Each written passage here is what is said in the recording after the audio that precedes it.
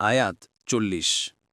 إذ تمشي أختك فتقول هل أدلكم على من يكفله فرجعناك إلى أمك كي تقر عينها ولا تحزن وقتلت نفسا فنجيناك من الغم وفتناك فتونا فلبثت سنين في أهل مدين ثم جئت على قدر يا موسى অনুবাদ যখন আপনার বোন চলছিল অতঃপর সে গিয়ে বলল আমি কি তোমাদেরকে এমন একজনের সন্ধান দেব যে এ শিশুর দায়িত্বভার নিতে পারবে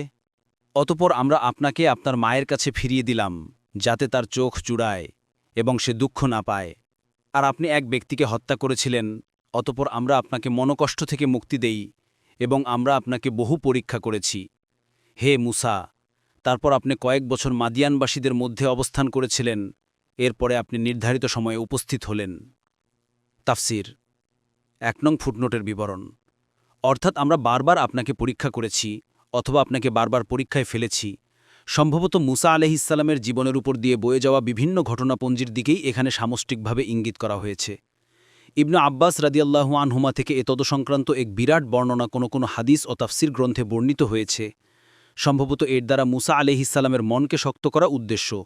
যেভাবে আমরা আপনাকে বিগত সময়ে পরীক্ষা করেছি এবং সমস্ত পরীক্ষায় সফলভাবে উত্তীর্ণ করেছি সেভাবে সামনেও সাহায্য করব সুতরাং আপনার চিন্তিত হওয়ার কারণ নেই ফাতহুল কাদির পরবর্তী তাফসিরে যেতে ভিডিওটি শেষ হওয়ার পূর্বেই এই বক্সে ক্লিক করুন ভয়েস বা উচ্চারণে অনিচ্ছাকৃত ত্রুটি ক্ষমাসুন্দর দৃষ্টিতে দেখবেন ইনশাআল্লাহ।